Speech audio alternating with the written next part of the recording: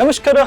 ಬೆಳಗ್ಗೆ 8 ಗಂಟೆಯಿಂದ ರಾತ್ರಿ 8 ಗಂಟೆವರೆಗೆ ನಡೆದಂತಹ ದೇಶ ವಿದೇಶದ ಪ್ರಮುಖ ರಾಜಕೀಯ ಸುದ್ದಿಗಳನ್ನ ನಿಮಗೆ ತಲುಪಿಸುವ ಪೊಲಿಟಿಕಲ್ ರೌಂಡ್ ಅಪ್ಗೆ ಸ್ವಾಗತ. ನಾನು ಹನುಮಂತ್ ದೇಶ್ಮುಖ್. ಇಂದು ಕದಂಬ ನ್ಯೂಸ್ ವೆಬ್ಸೈಟ್ ನಲ್ಲಿ ಪ್ರಕಟಗೊಂಡಿರುವಂತಹ ರಾಜ್ಯ ದೇಶ ವಿದೇಶದ ಪ್ರಮುಖ ರಾಜಕೀಯ ಸುದ್ದಿಗಳನ್ನ ನೋಡೋಣ. ಮೊದಲನೇದಾಗಿ, ನಾನು ಆರೋಗ್ಯವಾಗಿದ್ದೇನೆ, ಯಾರು ಆತಂಕ ಪಡಬೇಡಿ, ಮಾಜಿ ಪ್ರಧಾನಿ HD ದೇವೇಗೌಡ.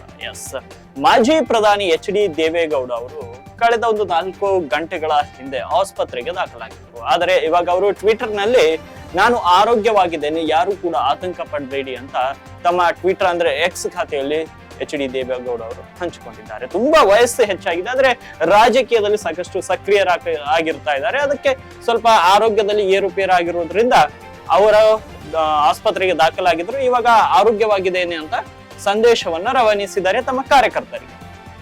ಮುಂದಿನ ಸುದ್ದಿ, 8 ಮಂದಿ ಭಾರತೀಯರ ಬಿಡುಗಡೆ, ಕತಾರ್ ಅಧ್ಯಕ್ಷರಿಗೆ ಧನ್ಯವಾದ ಹೇಳಿದ ಮೋದಿ. ಎಸ್, 2022ರಲ್ಲಿ ಬಂಧಿಸಲಾಗಿದ್ದ ಭಾರತೀಯ ನೌಕಾಪಡೆಯ 8 ಮಂದಿ ನಿವೃತ್ತ ಅಧಿಕಾರಿಗಳನ್ನ ಕತಾರ್ ಇತ್ತೀಚೆಗೆ ಬಿಡುಗಡೆ ಮಾಡಿದೆ. ಡಿಸೆಂಬರ್ 28ರಂದು ಅವರಿಗೆ ವಿಧಿಸಲಾಗಿದ್ದ ಮರಣದಂಡನೆ ಶಿಕ್ಷೆಯನ್ನ ನ್ಯಾಯಾಲಯವು ತಡೆದಿತ್ತು. ಇಸ್ರೇಲ್ ಪರವಾಗಿ ಬೇಹುಗಾರಿಕೆ ಮಾಡುತ್ತಿದ್ದರು ಎಂಬ ಆರೋಪದಡಿ ಕಳೆದ ಅಕ್ಟೋಬರ್ನಲ್ಲಿ ಕತಾರ್ ನ್ಯಾಯಾಲಯವು ಮರಣದಂಡನೆ ಶಿಕ್ಷೆಯನ್ನ ವಿಧಿಸಿತ್ತು ಎಂದು ಮೂಲಗಳು ತಿಳಿಸಿದ್ವು. ಇವಾಗ ಅವರನ್ನ ಮತ್ತೆ ಭಾರತಕ್ಕೆ ಕರೆತರಲಾಗಿದೆ. ಇದೊಂದು ನರೇಂದ್ರ ಮೋದಿ ಅವರ ಆಡಳಿತಾವಧಿಯಲ್ಲಿ ಯಾವುದೇ ಒಂದು ದೇಶದಲ್ಲಿ ಭಾರತೀಯರು ಇದ್ರೆ ಸೇಫ್ ಅಂತ ಹೇಳಲಾಗ್ತಾ ಇದೆ. ಆದ್ರೆ ಮನಮೋಹನ್ ಸಿಂಗ್ ಹಳೆ ಕಾಂಗ್ರೆಸ್ ಸರ್ಕಾರದಲ್ಲಿ ಯಾವುದೇ ಒಬ್ಬ ವ್ಯಕ್ತಿ, ಯಾವುದೇ ಒಬ್ಬ ಭಾರತೀಯ ಬೇರೆ ದೇಶದಲ್ಲಿದ್ರೆ ಇಷ್ಟೊಂದು ಸೇಫ್ ಇರ್ಲಿಲ್ಲ. ಮರಣ ದಂಡನೆ ಶಿಕ್ಷೆ ಆಗಿತ್ತು ಕತಾರ್ನಲ್ಲಿ. ಇಸ್ರೇಲ್ ಪರವಾಗಿ ನೀವು ಬೇಹುಗಾರಿಕೆ ಮಾಡಿದ್ದೀರಿ ಅಂತ. ಆದ್ರೆ ಅಂಥವರನ್ನು ಕೂಡ ನರೇಂದ್ರ ಮೋದಿ ಬಚಾವ್ ಮಾಡಿದ್ದಾರೆ. ಇವಾಗ ನೀವು ಅರ್ಥ ಮಾಡ್ಕೊಳ್ಬೇಕು ಭಾರತೀಯರು, ನರೇಂದ್ರ ಮೋದಿ ಸರ್ಕಾರ ಉತ್ತಮವೋ ಅಥವಾ ಕಾಂಗ್ರೆಸ್ ಸರ್ಕಾರ ಉತ್ತಮವೋ ಅಂತ. ನರೇಂದ್ರ ಮೋದಿ ಅವರ ವರ್ಚಸ್ಸು ಇಡೀ ದೇಶ ವಿದೇಶದಲ್ಲಿ ಹೇಗೆ ಇದೆಯೋ ಪ್ರತಿಯೊಂದು ಹಳ್ಳಿಗಳಲ್ಲಿ ಕೂಡ ನರೇಂದ್ರ ಮೋದಿ ಅವರ ವರ್ಚಸ್ಸು ಹಾಗೇನೆ. ಇವಾಗ ನರೇಂದ್ರ ಮೋದಿ ಅವರು ಆ ಕತಾರ್ ದೇಶದ ಅಧ್ಯಕ್ಷರಿಗೆ ಭೇಟಿಯಾಗಿ ಧನ್ಯವಾದಗಳನ್ನು ಕೂಡ ತಿಳಿಸಿದ್ದಾರೆ. ಕಾಸ್ಟ್ ಸೆನ್ಸೆಕ್ಸ್ ಜಾತಿ ಗಣತಿ ವರದಿ ಪ್ರಸ್ತಾಪಿಸಿ BK ಹರಿಪ್ರಸಾದ್ ತಿರುಗಿಸಿಕೊಟ್ಟ ಕೋಟ. ಎಸ್, ವಿಧಾನ ಪರಿಷತ್ನಲ್ಲಿ ಶುಕ್ರವಾರ ನಡೆದ ಸದನದಲ್ಲಿ ಕಾಂತರಾಜು ವರದಿಯ ಬಗ್ಗೆ ಪ್ರಸ್ತಾಪವಾಗಿದೆ. ಜಾತಿ ಜನಗಣತಿ ವಿಚಾರ ಪ್ರತಿಪಕ್ಷ ಬಿಜೆಪಿಯ ನಿಲುವು ಏನು ಎಂಬ ಪ್ರಶ್ನೆಗೆ ಸದಸ್ಯ BK ಹರಿಪ್ರಸಾದ್ ಮಾತಿಗೆ ವಿಪಕ್ಷ ನಾಯಕ ಕೋಟ ಶ್ರೀನಿವಾಸ್ ಪೂಜಾರಿ ತಿರುಗೇಟನ್ನ ನೀಡಿದ್ದಾರೆ. ಪ್ರಶ್ನೆಗಳ ಮೇಲೆ ಪ್ರಶ್ನೆಗಳನ್ನ ಹಾಕಿ ಮಾತಿನ ಮೂಲಕವೇ ಉತ್ತರವನ್ನ ನೀಡಿದರೆ, ಈ ಆಯೋಗವನ್ನ ರಚನೆ ಮಾಡಿದ್ದೆ ಕಾಂಗ್ರೆಸ್, ವರದಿಯನ್ನ ಸ್ವೀಕಾರ ಮಾಡುವ ಬಗ್ಗೆ ಹಿಂದೇಟು ಹಾಕುತ್ತಿರುವುದು ಏಕೆ ಎಂದು ಪ್ರಶ್ನೆ ಮಾಡಿದ್ದಾರೆ. ಕಾಂತರಾಜು ಆಯೋಗದ ವರದಿ ಬಗ್ಗೆ ನಿಮ್ಮ ನಿಲುವೇನು ಎಂಬ BK ಹರಿಪ್ರಸಾದ್ ಪ್ರಶ್ನೆಗೆ ಉತ್ತರಿಸಿದ ವಿಪಕ್ಷ ನಾಯಕ ಕೋಟ ಶ್ರೀನಿವಾಸ್ ಪೂಜಾರಿ, ಅದು ಒಳ್ಳೆಯ ವಿಚಾರ, ಆದರೆ ಕಾಂತರಾಜ್ ಆಯೋಗವನ್ನ ರಚನೆ ಮಾಡಿದ್ದು ಯಾರು ಎಂದು ಪ್ರಶ್ನೆ ಮಾಡಿದ್ದಾರೆ. ಸ್ನೇಹಿತರೆ, ತಾವು ಗಮನಿಸಬಹುದು BK ಹರಿಪ್ರಸಾದ್ ಎಂತಹ ರಾಜಕಾರಣಿ ಅಂದ್ರೆ ಕಾಂಗ್ರೆಸ್ ಪಕ್ಷದಲ್ಲಿ ಇದ್ದುಕೊಂಡೇ ಕಾಂಗ್ರೆಸ್ನವರಿಗೆ ವಿರುದ್ಧ ಮಾಡ್ತಾರೆ. ಕೆಲವೊಂದು ಅವರ ವೈಯಕ್ತಿಕ ವಿಚಾರಗಳಿರ್ಬೋದು, ಕೆಲವೊಂದು ರಾಜಕೀಯ ವಿಚಾರಗಳಿರ್ಬೋದು. ಆದ್ರೆ ಅವ್ರು ಎಂತಹ ರಾಜಕಾರಣಿ ಅನ್ನೋದನ್ನ ತಾವು ಇಷ್ಟರ ಮೇಲೆನೆ ಅರ್ಥ ಮಾಡ್ಕೊಳ್ಬೇಕು. BK ಹರಿಪ್ರಸಾದ್ ಅವರು ದೀದಿಗೆ ಶಾಕ್, TMCಗೆ ಗುಡ್ ಬೈ ಹೇಳಿದ ಸಂಸದೆ. ಎಸ್, ಸಂಸದೆ TMC ಪಕ್ಷದ ಸಂಸದೆ ಮಿನಿ ಚಕ್ರವರ್ತಿ TMC ಪಕ್ಷಕ್ಕೆ ರಾಜೀನಾಮೆಯನ್ನ ನೀಡಿದ್ದಾರೆ. ಮಮತಾ ಬ್ಯಾನರ್ಜಿ, ಎಸ್, ಮಮತಾ ಬ್ಯಾನರ್ಜಿ ಕಳೆದ ಕೆಲ ದಿನಗಳ ಹಿಂದೆ INDIA ಮೈತ್ರಿಕೂಟಕ್ಕೆ ಶಾಕ್ ಅನ್ನ ನೀಡಿದ್ರು. ಆದರೆ ಇವಾಗ ಮಮತಾ ಬ್ಯಾನರ್ಜಿಗೆ ಇನ್ನೊಬ್ರು ಸಂಸದೆ ಮಿನಿ ಚಕ್ರವರ್ತಿ ಅವರು ಶಾಕ್ ಅನ್ನ ನೀಡಿದ್ದಾರೆ. ಏನು ಕಾಲ ಹೇಗೆ ಕರ್ಮ ನಮ್ಮನ್ನ ಬಿಡುವುದಿಲ್ಲ ಅಂತ ಹೇಗೆ ಹೇಳ್ತಾರೋ, ನೀವು ಮಮತಾ ಬ್ಯಾನರ್ಜಿ ಒಬ್ಬರಿಗೆ ಶಾಕ್ ಕೊಟ್ರೆ ಅವರಿಗೆ ಮತ್ತೊಬ್ರು ಇವಾಗ ಶಾಕ್ ಅನ್ನ ಕೊಟ್ಟಿದ್ದಾರೆ.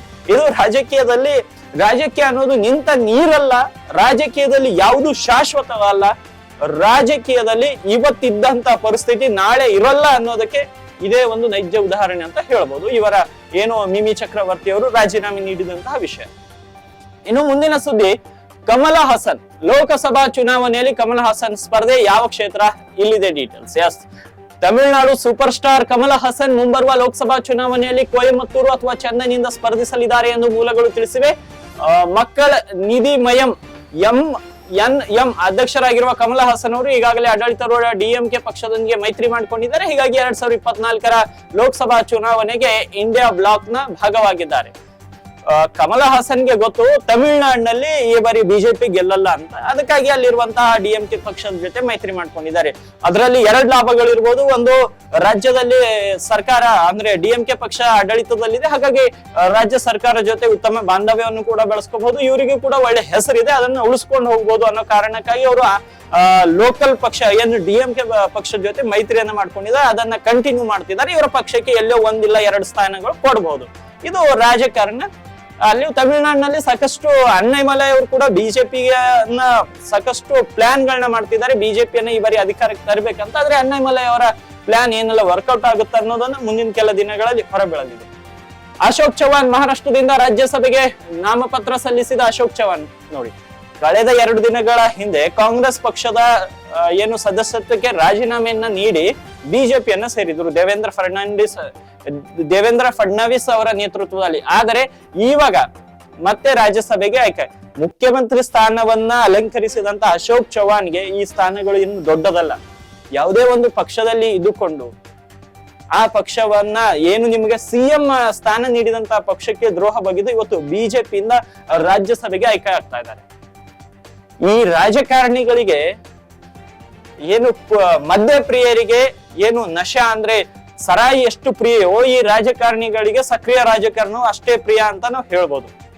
ಇವ್ರಿಗೆ ಇವಾಗ ಮಹಾರಾಷ್ಟ್ರದಲ್ಲಿ ಇವರ ಪಕ್ಷಕ್ಕೆ ಅಧಿಕಾರದಲ್ಲಿ ಇಲ್ಲ, ಹಾಗಾಗಿ ಏನ್ ಮಾಡೋದು ಮನೆಯಲ್ಲಿ ಕೂತ್ಕೊಂಡು ಅಂತ ಬಿಜೆಪಿಗೆ ಹೋದ್ರು. ಇವಾಗ ರಾಜ್ಯಸಭೆಗೆ ಹೋಗ್ತಾ ಇದ್ದಾರೆ. ಬಿಜೆಪಿಯಲ್ಲಿ ಅಂತೂ ಇವರಿಗೆ CM ಸ್ಥಾನ ಕೊಡಲ್ಲ, ಕಾಂಗ್ರೆಸ್ ನಲ್ಲಿ ಕೊಟ್ಟಿದ್ದಾರೆ, ಆದ್ರೆ ಅವರಿಗೆ ದ್ರೋಹ ಬಗೆದು ಪಕ್ಷವನ್ನ ಇವರು ಬಿಟ್ಟಿದ್ದಾರೆ. ಇಂತಹ ರಾಜಕಾರಣಿಗಳು ದೇಶದೆಲ್ಲೆಡೆ ಪ್ರತಿಯೊಬ್ಬ ರಾಜಕಾರಣಿಯು ತನ್ನ ಲಾಭಕ್ಕಾಗಿಯೇ ಪಕ್ಷವನ್ನ ಬದಲಾಯಿಸುತ್ತಿದ್ದಾನೆ ಹೊರತು ಜನರ ಒಳಿತಿಗಾಗಿ ಯಾವೊಬ್ಬ ರಾಜಕಾರಣಿಯು ಇಲ್ಲಿಯ ತನಕ ಇತಿಹಾಸವಾದ ಪುಟಗಳನ್ನ ತೆಗೆದು ನೋಡಿದ್ರು ಸಹ ಯಾವೊಬ್ಬ ರಾಜಕಾರಣಿ ಸ್ವಂತ ವರ್ಚಸ್ಸು, ಸ್ವಂತ ಶಕ್ತಿ ಏನು ಸ್ವಂತದ್ದಕ್ಕಾಗಿಯೇ ರಾಜಕೀಯ ಪಕ್ಷವನ್ನ ಬದಲಾಯಿಸಿದಾನೆ ಹೊರತು ಜನರ ಒಳಿತಿಗಾಗಿ ಅಲ್ಲ ಅನ್ನೋದನ್ನ ಇಂದಿನ ಯುವ ಮತದಾರರು ನೆನಪಿನಲ್ಲಿ ಇಟ್ಕೋಬೇಕು.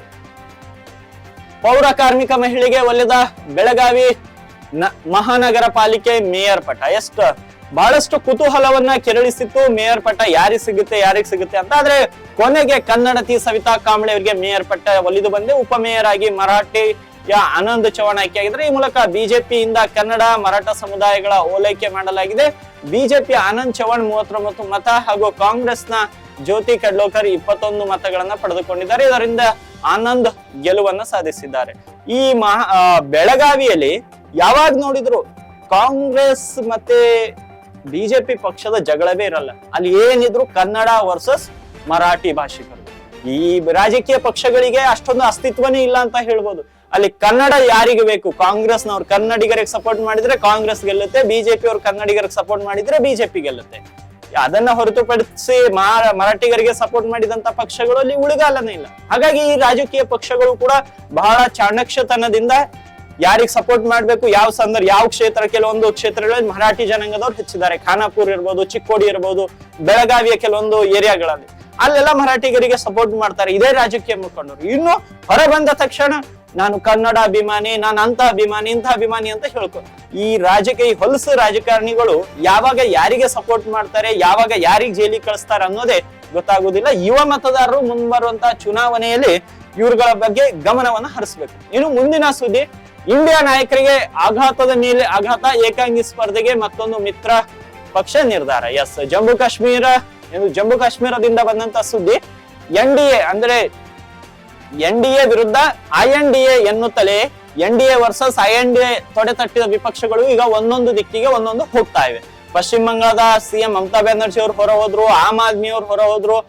ಅದೇ ರೀತಿ ಇವಾಗ ನ್ಯಾಷನಲ್ ಕಾನ್ಫರೆನ್ಸ್ ನ ಅಂದ್ರೆ ಜಮ್ಮು ಕಾಶ್ಮೀರದಲ್ಲಿರುವಂತಹ ಲೋಕಲ್ ಪಕ್ಷ ನ್ಯಾಷನಲ್ ಕಾನ್ಫರೆನ್ಸ್ ಪಕ್ಷದ ಫಾರೂಕ್ ಅಬ್ದುಲ್ಲಾ ಅವರು ಕೂಡ INDA ಮೈತ್ರಿ ಪಕ್ಷದಿಂದ ಹೊರ ಬಂದಿದ್ದಾರೆ. ಇವಾಗ ಸ್ಪಷ್ಟವಾಗಿ ಅರ್ಥ ಮಾಡ್ಕೊಳ್ಬಹುದು, ನರೇಂದ್ರ ಮೋದಿಯ ಅಲೆಯ ಮುಂದೆ ವಿಪಕ್ಷಗಳು ಮಂಡಿ ಊರಿವೆ. ವಿಪಕ್ಷದ ಸಣ್ಣ ಪುಟ್ಟ ಪಕ್ಷಗಳಿಗೂ ಗೊತ್ತಾಗಿದೆ ನರೇಂದ್ರ ಮೋದಿ ಅವರನ್ನ ಎದುರು ಹಾಕೊಂಡ್ರೆ ಈ ಬಾರಿ ಚುನಾವಣೆಯಲ್ಲಿ ಗೆಲ್ಲಲಿಕ್ಕೆ ಆಗಲ್ಲ ಅಂತ. ಅದಕ್ಕಾಗಿ ಈ ಸಣ್ಣ ಪುಟ್ಟ ಪಕ್ಷಗಳು ಬಿಜೆಪಿ ಜೊತೆ ಮೈತ್ರಿ ಆದ್ರೆ ಓಕೆ, ಇಲ್ಲ ಅಂದ್ರೆ ಸಪರೇಟ್ ಆಗಿರ್ತೀವಿ. ಇಲ್ಲ ಅಂದ್ರೆ ಹಿಂದುತ್ವದ ಅಲೆಯಲ್ಲಿ, ಮೋದಿ ಅಲೆಯಲ್ಲಿ, ರಾಮ ಮಂದಿರ ಅನ್ನೊಂದು ಬೂಸ್ಟರ್ ಸಿಕ್ಕಿದೆ ಬಿಜೆಪಿಗೆ. ಅಂತದ್ರಲ್ಲಿ ಇವರೆಲ್ಲ ಮಂಡಿ ಊರ್ಬೇಕಾಗತ್ತೆ. ಅದನ್ನ ಅರಿತುಕೊಂಡಂತಹ ವಿಪಕ್ಷಗಳು ಇವಾಗ ನಾವು ಆರಾಮಾಗಿರೋದೇ ಬೆಟರ್. ಕಾಂಗ್ರೆಸ್ ಜೊತೆ ಮೈತ್ರಿ ಮಾಡ್ಕೊಂಡಿದ್ರೆ ಮುಂದೆ ಕೂಡ ನಮಗೆ ಭವಿಷ್ಯ ಇರಲ್ಲ, ಆಯಾಯ ರಾಜ್ಯಗಳಲ್ಲಿ ಜನರು ಕೂಡ ನಮ್ಮನ್ನು ನಂಬಲ್ಲ ಅಂತ ಒಬ್ರೊಬ್ರಾಗಿ ಹೊರ ಬರ್ತಾ ಇದ್ದಾರೆ. ತೆಲಂಗಾಣದ KCR ಮತ್ತೆ ಜಗನ್ ಮೋಹನ್ ರೆಡ್ಡಿ ಇವರೆಲ್ಲ ಮೊದಲೇ ಬುದ್ಧಿವಂತರು. ಅವರು ಅದಕ್ಕಾಗಿ ಯಾವುದೇ ಒಂದು ಮೈತ್ರಿಕೂಟಕ್ಕೆ ಸೇರಿಲ್ಲ.